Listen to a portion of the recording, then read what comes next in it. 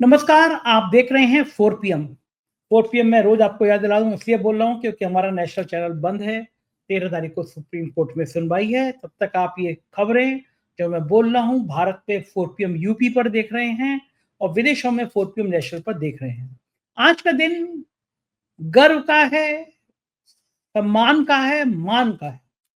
भारत की सेना ने वो करके दिखाया जो सब सोचते हैं कि ये सिर्फ भारत कर सकता है। पाकिस्तान में बैठे चंद आतंकियों ने सोच लिया था कि वो भारत में घुसेंगे, भोले भाले लोगों को मारेंगे और कहेंगे कि जाके मोदी को बता देना। धर्म का नाम लेंगे जिससे भारत में हिंदू मुसलमान का फसाद खड़ा हो जाए। लेकिन पाकिस्तान को अब समझ में आया होगा ये भारत है जो घुस के मारेगा और दिमाग ठीक कर देगा। आतंकियों की आने वाली 7 पीढ़ियां याद करेंगी कि भारत से पंगा लिया तो गलत लिया। जिस समय देश में एक महिला कर्नल सोफिया बता रही थी कि किस तरह हमला किया गया, वो दृश्य देख के उन आतंकियों के आंखों में आंसू आ गए होंगे कि जो सोच रहे थे कि भारत में धर्म के नाम पर फसाद हो जाएगा। पाकिस्तान ने बहुत फेक न्यूज फैक्ट्री बनाई थी। भारतीय सेना की फोटो लगा लगा के, सेना के अफसर को चित्र लगा लगा के फर्जी आईडी बनाई थी कि दुष्प्रचार किया जा सके।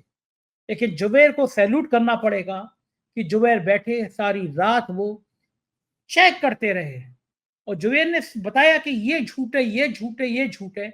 एक फौजी की तरह जुबैर ने काम किया, उनको भी सलाम।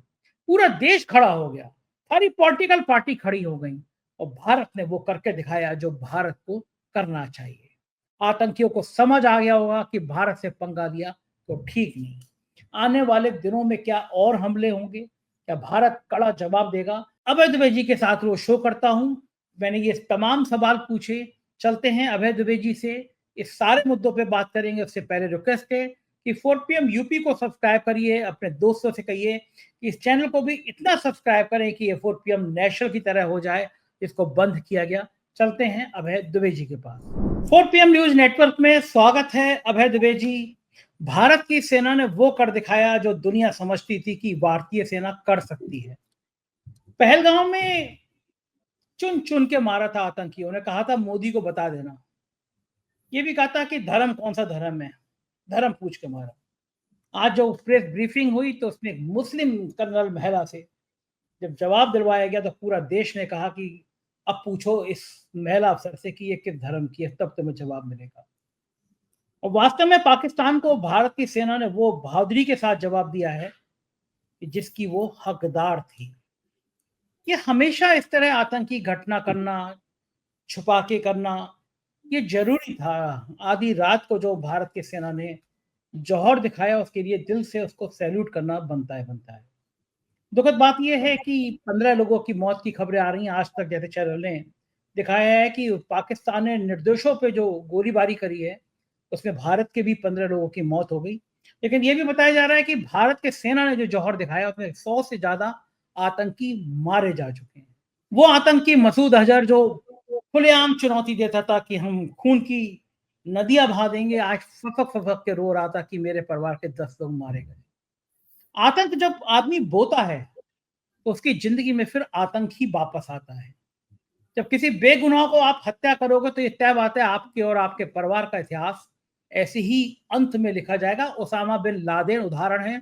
अमेरिका ने पाकिस्तान में घुस के मारा था और अब भारत भी उसी लाइन पे चलता हुआ आतंकियों को घुस के मारा है। अबे जी चूक कहां कर गए आतंकी? क्या उनको लग रहा था कि भारत जवाब नहीं दे पाएगा? भारत की सेना के पास इतनी हिम्मत नहीं है? कहां वो चूक कर गए और उन्हें अंदाजा नहीं था। बड़ी सफाई के साथ इधर मॉक ड्रिल हो रही है, उधर उसके बाद कहा गया उसके बाद हम लोग अभ्यास करेंगे। बड़ा बढ़िया तरीके से गच्चा दिया। वो लोग मॉक ड्रिल के चक्कर में रहे और भारत ने आक्रमण कर दिया। ये आतंकी गच्चा कहां खा गए? उन्हें लग रहा था कि क्या भारत कमजोर स्थिति में आंक नहीं पाए भारत को? कहां कहां चुके हो? संजय जी, मैंने अपने आपको ध्यान होगा कि मैंने अभी 1-2 दिन पहले ही आपके साथ जो विश्लेषण किया था, अ, उसमें मैंने कहा था कि जो पाकिस्तान की सेना है, पाकिस्तान की सेना अ, अपनी देश की जनता के बीच में लोकप्रिय नहीं रह गई है। एक ज़माना था जब पाकिस्तान की सेना जनता के बीच में भी लोकप्रिय होती थी। जनता उसको अपना उद्धारक मानती थी, जनता मानती थी कि जो भ्रष्ट राजनेता हैं उनकी बजाय सेना कोई जनरल अगर देश की बागडोर संभाल ले तो बेहतर होगा। लेकिन जब से इमरान खान का उदय हुआ है वहां पर, तब से धीरे धीरे, और सेना ने जो भूमिका निभाई है उससे सेना वहां लोकप्रिय नहीं रह गई है। इमरान खान इस वक्त जेल में है, और जनरल आसिम मुनीर, जिनको मौलाना मुनीर भी कहा जाता है, वो कोशिश कर रहे थे लगातार कि किसी तरीके से सेना का सेना के जनता के साथ संबंध अच्छे हों, लेकिन वो अच्छे नहीं हो पा रहे थे। मेरा मानना यह है, और कई विश्लेषकों ने मेरी इस बात की तस्दीक भी की है, कि सेना ने ये जो घटना पहलगाम की बैसरण घाटी में कराई थी, इसके पीछे उनका इरादा ये था कि किसी तरीके से भारत के साथ में एक टकराव हो जाए। भारत के साथ अगर एक टकराव होगा और ऐसी भड़कावे की कार्रवाई की जाए ताकि भारत गुस्से में आकर या क्षोभ में आकर पाकिस्तान के ऊपर झपट पड़े और पाकिस्तान के साथ टकराव हो जाए, और जब युद्ध की स्थिति बनेगी तो सारे देश को सेना के पीछे खड़ा हो जाना पड़ेगा। एक बार की जनरल आसिम मुनीर इसमें कामयाब होता हुआ भी दिखाई पड़ा, क्योंकि इमरान खान ने जेल से कहा कि अगर युद्ध होता है तो हम आपके पीछे खड़े हुए, हम आपके साथ। यानी जनरल आसिम मुनीर यही तो चाहता था कि सेना पाकिस्तान का नेतृत्व करते हुए दिखाई पड़े, और जनता की वफादारियां, तमाम राजनीतिक दलों की वफादारियां सेना के साथ हों। युद्ध अगर होगा तो सेना के साथ देने के अलावा और किसी के पास कोई चारा नहीं रहेगा। तो उसे उम्मीद ये थी कि भारत के साथ में एक युद्ध का सीन बने, युद्ध का नजारा बनेगा, और उस नजारे के तहत पाकिस्तान की सेना और भारत की सेना के बीच में छोटे स्केल का, छोटे पैमाने का कोई एक युद्ध होगा। इस प्रकार का इरादा था। पाकिस्तान के जो भी एक्सपर्ट्स भारत के टीवी पे आते थे, और जो पाकिस्तान की जो वहां के उप प्रधानमंत्री और रक्षा मंत्री, इन सब की जो हम लोग प्रेस कॉन्फ्रेंसेस वगैरह सुनते थे, उससे भी लगातार यही आता था कि वो लोग ये प्रतीक्षा कर रहे हैं कि कुछ ऐसा हो कि जैसे कारगिल एक छोटे पैमाने का युद्ध था, उस तरीके से एक छोटे पैमाने का युद्ध हो जाए। इससे पाकिस्तान की सेना में जान पड़ जाती। जो ठंडक दौड़ गई थी पूरी तरीके से, वो दूर हो जाती और गर्मी आती पाकिस्तान के फौजी प्रतिष्ठान के अंदर। पूरा मुझे लगता है डिजाइन पूरी की पूरी ये थी, और उसी डिजाइन के तहत भड़कावे की कार्रवाई की गई। धर्म पूछ के मारा गया, महिलाओं के सामने उनके पतियों के सिर में गोली मारी गई, और काफी बर्बरता का प्रदर्शन किया गया। और जाहिर है कि पूरा देश इस बात से बहुत सख्त नाराज भी हुआ, और बहुत गम और गुस्से की लहर पूरे देश में दौड़ गई। लेकिन भारतीय रणनीतिकारों ने पाकिस्तान की इस चाल में फंसने से इनकार कर दिया। आपको ध्यान होगा, शायद कल या परसों की ही बात है, मैंने अवकाश प्राप्त लेफ्टिनेंट जनरल शंकर दास के एक विश्लेषण का कुछ हिस्सा आपके साथ साझा किया था। शंकर दास का कहना यह था कि जो राजनीतिक नेतृत्व है, प्रधानमंत्री ने सेनाओं को 4 निशाने दिए थे। उसमें पहला निशाना था आतंकवादी संगठनों के अड्डे, उनके कैंप, उनके प्रशिक्षण स्थल, आतंकवादी संगठन जैसे कि जैश ए मोहम्मद, जैसे लश्कर ए तैयबा वगैरह वगैरह, उनके कमांडर यानी उनके सरगना, और तीसरा था आईएसआई, पाकिस्तान की खुफिया एजेंसी, जिसके नेतृत्व में तमाम ये आतंकवादी साजिशें की जाती हैं, और चौथे थे जनरल मुनीर, पाकिस्तान की सेना नहीं, व्यक्ति के तौर पर जनरल मुनीर। ये 4 लक्ष्य भारत की सशस्त्र सेनाओं को राजनीतिक नेतृत्व ने दिए थे। जैसा कि हमें पता है कि भारत में राजनीति फौज के नेतृत्व में नहीं चलती, बल्कि फौज राजनीति के नेतृत्व में चलती है। जब राजनेता फौज से कहते हैं कि आप तारीख, समय और स्थान तय करने के लिए स्वतंत्र हैं, आपको खुली छूट है, तो इसका ये मतलब नहीं होता कि सेना अपनी तरफ से युद्ध का स्तर, युद्ध का पैमाना और उसका लक्ष्य भी तय करेगी। वो राजनीतिक नेतृत्व तय करके बताता है। ये राजनीतिक नेतृत्व ने सोच समझ के ये बताया था कि आपको ये करना है, और मैं ये समझता हूं कि उसका अभी पहला निशाना जो है वो वेधा गया है। मतलब भारत के थल सेना अध्यक्ष की तरफ से जो एक खुफिया सा एक रहस्यपूर्ण जो पोस्ट किया गया है कि अभी पिक्चर बाकी है, इसका मतलब यह है कि अभी बात यहां तक नहीं रुकेगी। अगर बात इसी जगह रुक जाती है कि अभी 9 जगहों पर हमने मिसाइलों से अटैक कर दिया है, मिसाइलों से हमला कर दिया है और जैश ए मोहम्मद के कमांडर के, जैश ए मोहम्मद के सरगना के परिवार वाले मारे गए हैं और कुछ आतंकवादी भी मारे गए हैं, उनके कुछ ट्रेनिंग कैंप तबाह हो गए हैं। अगर बात यहीं पे आगे रुक जाएगी, तब फिर राजनीतिक नेतृत्व द्वारा दिए गए लक्ष्य पूरे नहीं हो पाएंगे। अभी 3 लक्ष्यों के खिलाफ कार्रवाई होनी बाकी है। वो कार्रवाई कैसे होगी, ये भी सेना तय करेगी और उसका समय तय करेगा। तो अभी पाकिस्तान के खिलाफ कार्रवाई समाप्त नहीं हुई है। पाकिस्तान के खिलाफ कार्रवाई का पहला कदम उठाया गया है। मैं ये मानता हूं कि अभी भारत पाकिस्तान के खिलाफ और भी कार्रवाइयां करेगा और जनरल मुनीर का ये जो इरादा था कि भारत और पाकिस्तान के अंदर ऐसी झपट हो जाए जिससे पाकिस्तान के फौजी प्रतिष्ठान में गर्मी आ जाए, ये इरादा अब कामयाब नहीं होगा। अब उनको लगातार रिसीविंग एंड पर रहना पड़ेगा, यानी उनके ऊपर रणनीतिक रूप से सुनियोजित और जबरदस्त किस्म के हमले होंगे और उनको भारी नुकसान उठाना पड़ेगा, उनकी प्रतिष्ठा की भारी क्षति होगी। देखो ठीक बात है, और इस समय केवल सेना ही नहीं लड़ रही थी, पूरा देश लड़ रहा था, पूरा देश खड़ा हुआ था सेना के साथ। इसलिए ये मनोबल भी बहुत मायने रखते हैं। पाकिस्तान के लोगों ने बहुत सफाई के साथ अपने भारतीय यूनिफॉर्म पहने, कुछ मेजर कुछ कर्नल ऐसी फेक आईडी बनाई और उस पर सेना के खिलाफ दुष्प्रचार करना शुरू किया। लेकिन हमले के कुछ देर बाद जुबेर को सब जानते हैं, फैक्ट चेकर हैं जुबेर ने जिस सफाई के साथ, मुझे लगता है कि जितने सेना के अफसर लड़ रहे होंगे, आज जुबेर ने भी उतना ही मोर्चा संभाला। सैल्यूट करना चाहिए उसको, देश को, उस शख्स को। जुबेर ने एक एक करके, उधर से पाकिस्तान का कोई फेक ट्वीट आता था और सेकंडों में जुबेर साबित कर देता था ये फर्जी है, ये गलत है। घंटों जुबेर ने मेहनत करी और वरना पाकिस्तान ने एक सुनिश्चित तरीके से भारतीय यूनिफॉर्म पहने हुए फेक आईडी बनाई थी।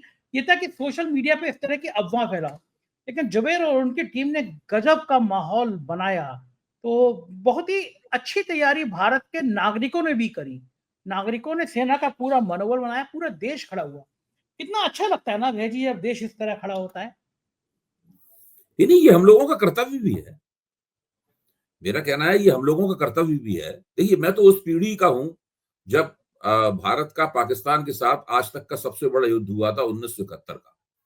उस वक्त मैं हाफिज मोहम्मद सिद्दीक इस्लामिया कॉलेज इटावा में पढ़ता था और जब पाकिस्तान की सेनाओं ने आत्मसमर्पण किया और करीबन 90,000 से ज्यादा सैनिक भारत के युद्धबंदी हो गए और जनरल जगजीत सिंह अरोड़ा ने पाकिस्तान का आत्मसमर्पण स्वीकार किया और फिर बांग्लादेश का निर्माण हुआ, एक नए देश का उदय हुआ अंतर्राष्ट्रीय मंच के ऊपर। मुक्त वाहिनी के जाबाज लड़ाकों और भारतीय सेना के संघर्ष का परिणाम था। उस वक्त मुझे याद पड़ता है कि हम लोगों ने, स्कूल फौरन छुट्टी कर दी गई। हमारे प्रिंसिपल थे अमानुल्लाह खान शेरवानी। उन्होंने सारे छात्रों को असेंबली ग्राउंड था जहां प्रार्थना होती थी सुबह, वहां पर जमा किया और उसके बाद उन्होंने सब लोगों को जीत की बधाई दी और उसके बाद में तुरंत छुट्टी कर दी गई स्कूल की और सारे के सारे छात्र जो हैं वो सड़कों पर निकल पड़े। याइया भुट्टो हाय हाय के नारे लगाते हुए पूरे शहर में जुलूस निकला। तो हम लोग जो है वो उस पीढ़ी के उस पीढ़ी के लोग हैं। और जो चीन के साथ भारत का युद्ध हुआ था 1962 में, जिसमें भारतीय सेना पूरी तरह तैयार नहीं थी, वो एक ऐतिहासिक तथ्य है, उनको दोहराने की आवश्यकता नहीं, सब लोग जानते हैं। तो उसमें भारत का हाथ थोड़ा चीन के मुकाबले हल्का पड़ गया था। तो उससे भारत की प्रतिष्ठा की जो क्षति हुई थी, उस क्षति की कुछ पूर्ति तो 1965 के युद्ध में हुई, तो लाल बहादुर शास्त्री के नेतृत्व में लड़ा गया, जो एक कामयाब युद्ध था, जो ताशकंद समझौते के साथ समाप्त हुआ। और दूसरी क्षतिपूर्ति जो है इंदिरा गांधी के नेतृत्व में, जो 1971 का युद्ध था, जिसके अंदर पाकिस्तान के 2 टुकड़े हो गए। उसके बाद में जो कारगिल में युद्ध हुआ, कारगिल के युद्ध में अटल बिहारी वाजपेयी के नेतृत्व में भारतीय सेनाएं वहां पे लड़ी और उन्होंने पाकिस्तान द्वारा खुफिया कार्रवाई, खुफिया युद्ध करके जो जमीन छीनी गई थी चुपचाप, उस जमीन को उन्होंने वापस लिया और काफी कुर्बानियां भी दी उन्होंने कारगिल। तो ये है पूरा का पूरा इतिहास और हम सब लोगों ने ये इतिहास देखा है। मेरा मानना यह है कि जो बैसरन घाटी में हुआ, उसके बाद केवल पाकिस्तान को छोटा मोटा थप्पड़ मारकर, थपड़ियाकर भारत को संतोष नहीं करना चाहिए। बात केवल इसीलिए मैं कह रहा हूं कि अभी 3 लक्ष्य बाकी हैं जो कि वेधे जाएंगे, और भारतीय सेनाएं अपने हिसाब से तय करेंगी कि उनको किस तरह वेधे जाना है। जनरल मुनीर को भी सबक सिखाया जाना है। आईएसआई को जबरदस्त एक नॉकआउट पंच रसीद किया जाना जरूरी है। और अभी तो मजूर जो जैश ए मोहम्मद का सरगना है, जैश ए मोहम्मद के सरगना के परिवार के लोग मारे गए, लेकिन अभी तो हाफिज सईद बाकी है और दूसरे आतंकवादी सरगना बाकी हैं। इन सबको सबक सिखाया जाना जरूरी है। इन सबको जब तक भीषण नुकसान नहीं होगा तब तक भारत सुरक्षित नहीं रहेगा। ये लोग थोड़े थोड़े दिनों के अंतराल के बाद में भारत के खिलाफ इस तरह की कायराना और आतंकी कार्रवाइयां करते रहे। ठीक बात है, बार बार आते हैं, हमला करते हैं, फिर इस तरह के संदेशे देती हैं। और आज पाकिस्तान की सेना का खुलासा देखिए कि उसके चेहरे तो बेनकाब हो गया। जो आतंकवादी मारे गए थे उनके जनाजे में पाकिस्तान की सेना के अफसर खड़े हुए हैं वहां पे। लेकिन पाकिस्तान की जनता गुस्से में होगी कि सेना ने कहां फंसवा दिया, इन आतंकियों ने कहां फंसवा दिया। भारत का मुकाबला नहीं कर सकते। वो भारत है कि जो घुस के घर के अंदर घुस के आपको मारेगा। जब भी आप अगर भारत में आतंकी कार्रवाई करने की सोचेंगे तो भारत घुसेगा भी और मारेगा भी। तो क्या लगता है पाकिस्तान की जनता में भी उबाल होगा कि भैया तुमने कहां फंसवा दिया, अच्छी खासी जिंदगी वैसी परेशानी भरी चल रही है, तुमने और फंसवा दिया। पाकिस्तान की जनता में भी तो संजय जी, मैं पहले ही कहा, पाकिस्तान की जनता तो फौज से पहले से ही खुश नहीं है। और जब भी कोई हुक्मरान जनता की नाराजगी का सामना करना पड़ता है तभी वो मजहबी संकीर्णताओं की तरफ जाता है। जनरल आसिम मुनीर का वो जो वक्तव्य जो उन्होंने 16 तारीख को दिया था और 22 तारीख को फिर ये कायराना वारदात हुई, जिसमें दो राष्ट्र के सिद्धांत के आधार पर उन्होंने अपना भाषण दिया और काफी जो पाकिस्तानी डायस्पोरा था उसके सामने उन्होंने तालियां बटोरी। वो इस बात का प्रमाण था कि पाकिस्तान की सेना निराशोन्मुक्त हो चुकी है। वो जनता के बीच में अपना समर्थन आधार खो चुकी है और इस भारत के हमले के बाद में सेना के प्रति जनता के मन में संदेह और भी ज्यादा बढ़ जाएंगे। और मैं तो अभी ये मानता हूं कि मेरा आकलन है, आप देखिएगा ये सही भी साबित होगा, अभी पाकिस्तान के ऊपर कम से कम 3 हमले और होंगे। और भारत की जनता भी केवल इस आक्रमण से संतुष्ट होकर बैठने वाली नहीं है। भाई जो हुआ है वो ठीक है, 100 किलोमीटर अंदर जाके कार्रवाई हुई, लेकिन इससे केवल काम नहीं चलेगा। मेरा मानना यह है कि अभी कुछ और भी होना चाहिए ताकि हम लोग पाकिस्तान की तरफ से पूरी तरह से सुरक्षित हो जाएं। अपेक्षाकृत पूरी तरह से नहीं तो कम से कम अपेक्षाकृत सुरक्षित हो जाएं। देखिए, हमारे देश में जो राजनीति चल रही है, हम उस राजनीति में सरकार की आलोचना कर सकते हैं, सरकार के खिलाफ खड़े हो सकते हैं, हम प्रतिरोध की संस्कृति की नुमाइंदगी कर सकते हैं, लेकिन हम किसी बाहरी ताकत के हस्तक्षेप को इजाजत नहीं दे सकते। ठीक बात है, बिल्कुल ठीक बात। ये भारत में बहुदलीय लोकतंत्र है, हमारी अपनी राजनीतिक पसंद है, हमारी अपनी समीक्षा है कि भारत का लोकतंत्र किस तरह स्वस्थ और समृद्ध होगा। उसके हिसाब से हम अपना स्टैंड लेंगे, अपनी बात कहेंगे। लेकिन अगर कोई बाहरी शक्ति आके हस्तक्षेप करेगी, उससे क्या होगा कि हमारे लोकतंत्र की जो अंदरूनी बहस होती है, जो अंदरूनी राजनीति होती है, वो उससे प्रभावित होती है। हमें किसी भी कीमत पर ऐसी इजाजत नहीं देनी चाहिए कि वो किसी तरीके से प्रभावित हो। देखिए, देश में अगर युद्ध का पाकिस्तान इस तरह की हरकतें करता रहेगा, देश में बदले और युद्ध का माहौल बना रहेगा, उससे तो राजनीतिक प्रक्रिया बाधित होगी, सामान्य आर्थिक गतिविधियां बाधित होंगी। अब आप स्टॉक एक्सचेंज वालों से आप तो वहां पे निवेश भी करते हैं, मेरे पास तो इतने पैसे ही नहीं है कि मैं उसमें निवेश कर सकूं। नहीं अभय जी, बड़ा बढ़िया लगा मुझे। आज सुबह जब उठा मैं और देखा रात में स्ट्राइक हो गई तो सबसे पहले दिल धक हुआ। मुझे लगा कि आज गए कई सारे रुपया, बहुत ढेर सारे रुपए गए, क्योंकि मैं करता हूँ स्टॉक में लगाता हूँ, शेयर मार्केट में मजा आता है। लेकिन मैंने देखा कि इतने युद्ध के बाद मुझे लग रहा था बहुत भारी नुकसान होगा। शेयर मार्केट ग्रीन रहा, मतलब शेयर मार्केट ने स्वीकार किया, खुश रहा। मुझे उम्मीद नहीं थी कि युद्ध में आदमी का 101% शेयर मार्केट गिरता है, लेकिन भारत का शेयर बाजार ग्रीन में रहना मतलब बाजार ने कहा कि ये ठीक संकेत है, भारत की ये ताकत दिखनी चाहिए, भारत की ये मजबूती। शेयर मार्केट ग्रीन था ये इस बात का पहला प्रमाण था कि शेयर मार्केट के आकलन के मुताबिक पाकिस्तान के साथ कोई फुल स्केल वार नहीं होने जा रहा था।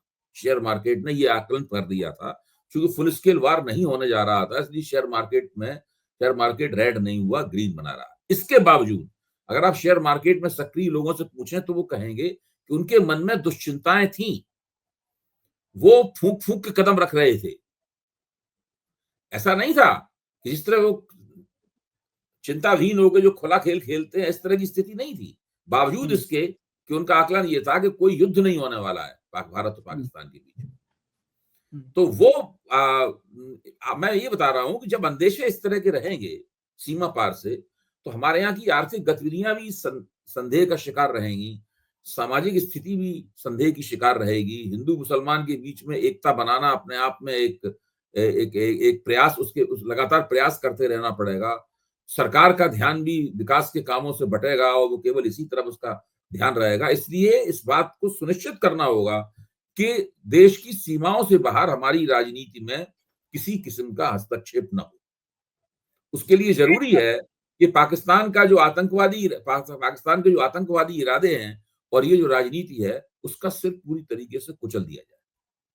देखिए कितना बढ़िया रहा, राहुल गांधी ने भी समर्थन किया, कांग्रेस ने भी समर्थन किया, पूरा विपक्ष, समाजवादी पार्टी हो, बसपा हो, कोई भी दल हो, आम आदमी पार्टी, सबने सरकार का साथ दिया, कहा कि हम खुल के सरकार के साथ हैं। मतलब भारत के अंदर जो डेमोक्रेसी होती है, इस मामले में सब दिखाई दी कि सारी राजनीतिक पार्टियां जुटी रहीं। आज 11 बजे सर्वदलीय बैठक बुलाई भी गई है, मोदी जी ने बुलाई है, भाजपा मोदी सरकार ने बुलाई है सर्वदलीय बैठक। तो मेरे ख्याल से सारी पार्टियों का संदेशा भी ये होगा कि भाई इस मामले में हम सरकार के साथ हैं, पूरी तरह से साथ हैं, जो सरकार को करना साथ। तो ये भी पाकिस्तान के मुंह पे तमाचा है कि हम भरी राजनीतिक कितना भी प्रतिरोध करें, एक दूसरे के विचारों का पक्ष में ना रहे, एक दूसरे का विरोध करते रहे विचारों के स्तर पर, लेकिन अगर कोई ऐसा मामला आएगा तो फिर सारा देश एक मत होगा। ये भी पाकिस्तान को बड़ा दर्द देने वाली बात है कि हिंदुस्तान की राजनीति के जितने पुरोधा हैं सब एक मंच पर है। मतलब बैसरन घाटी की जो खूनी वारदात हुई, इस वारदात से पाकिस्तान जो हिंदू मुसलमानों के बीच में फर्क देखना चाहता था, उसका उल्टा हुआ। इससे हिंदू मुस्लिम एकता हुई। भारत के अंदर जो सांप्रदायिक तत्व थे, वो जो इस फर्क को बढ़ाना चाहते थे, उनके इरादे भी नाकाम हुए। कश्मीर घाटी के मुसलमान हो या देश के अन्य मुसलमान हो, असदुद्दीन ओवैसी के वक्तव्य देख लीजिए।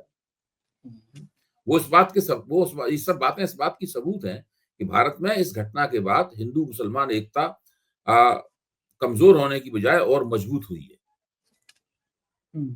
अच्छा, दूसरा मैंने देख रहा हूं कि वैश्विक स्तर पर भी अमेरिका ने भी भारत का साथ दिया कि भारत को इतना तो हक है आतंक, क्योंकि सब डरे हुए हैं, सबको लगता है ये आतंक की घटनाएं किसी भी देश को कभी भी प्रभावित कर सकती है। 9/11 के हमले भूला नहीं है अमेरिका की, किस तरह उसके यहाँ हमला हुआ था। तो सबको डर है कि ये हमले कभी भी हो सकते हैं, तो सब इसको साथ देते हैं। देखिए, मेरा इसमें मानना यह है संजय जी कि अमेरिका ने भारत का विरोध तो नहीं किया। ऐसा नहीं कि अमेरिका पाकिस्तान के साथ हो, लेकिन भारत का स्पष्ट तौर पर समर्थन अगर किसी ने किया है तो वो रूस ने किया। चीन ने तो खुल के भारत का विरोध किया, इसमें कोई शक की बात नहीं है। उसने साफ कहा कि हम पाकिस्तान के साथ खड़े हुए हैं। तो अमेरिका ने इसमें बीच का रास्ता अपनाया है। अमेरिका ने ऐसा नहीं है कि भारत का रूस की तरह साथ दिया हो। अगर अमेरिका जैसा रूस ने साथ दिया है उस तरीके से साथ देता तो भारत को अपनी रणनीति बनाने में और भी ज्यादा आसानी होती, और मुझे लगता है तब 15 दिन भी इंतजार नहीं करना पड़ता मोदी जी को, उससे पहले ही अटैक हो जाता। तो इतना क्यों समय लिया होगा? अमेरिका कंफ्यूज क्यों रहा होगा? अमेरिका को क्या लग रहा है कि भारत का खुल के साथ देने में नुकसान क्या है? कंफ्यूज नहीं, अमेरिका का इतिहास आप देखिए, अमेरिका ने पाकिस्तान का साथ कभी भी नहीं छोड़ा है। आप 1965 से देख लीजिए। 1965 में अमेरिका द्वारा दिए गए सेवर जेट और पैटर्न टैंकों के दम पे 1965 का युद्ध पाकिस्तान ने लड़ा था। उसके बाद 1971 में 7वां बेड़ा भेज दिया था अमेरिका ने हिंदुस्तान को धमकाने के लिए। पाकिस्तान बिना अमेरिकी हथियारों की मदद के पाकिस्तान भारत के मुकाबले 1 सेकंड भी नहीं खड़ा हो सकता। अमेरिका में लगातार ये कोशिश रहती है कि भारत की उभरती हुई ताकत जो दक्षिण एशिया में है, उसको प्रतिसंतुलित करने के लिए कुछ न कुछ वो पाकिस्तान को शह देता रहे। भाई अंतर्राष्ट्रीय मुद्रा कोष पाकिस्तान को समय समय पर पैसे देता रहता है, इससे उसकी अर्थव्यवस्था टिकी रहती है। अगर अंतर्राष्ट्रीय मुद्रा कोष अपने जो लोन है और पाकिस्तान को देना बंद कर दे तो पाकिस्तान का भट्टा बैठ जाएगा पूरी तरीके से। पाकिस्तान तो खड़ा ही वर्ल्ड बैंक और अंतर्राष्ट्रीय मुद्रा कोष और अमेरिका की मदद के दम पर है। अब दूसरी तरफ भारत का बाजार भी चाहिए अमेरिका को। हाँ, वो असली चीज दूसरी है। तरफ दूसरी तरफ ट्रंप को नरेंद्र मोदी की दोस्ती भी चाहिए, ये भी चाहिए उसको। और फिर चीन के साथ अमेरिका की होड़ है, उसमें भारत अमेरिका के साथ रहे, ये भी जरूरी है उसके लिए। इसलिए वो दो तरफी खेल खेलता है। ठीक बात है, और इस तरह बहुत कामयाब रहेगा भी नहीं, लेकिन भारत की सेना को एक बार फिर से सलाम। बहुत बहुत शुक्रिया अभय जी, आपने इतना समय दिया। Thank you. ये थे अभय दुबे जी, आपने पूरी बातचीत सुनी। मुझको यकीन है आप भी अभय जी के तर्कों से सहमत होंगे। यदि सहमत है तो कमेंट करके जरूर बताइए। शुक्रिया, थैंक यू।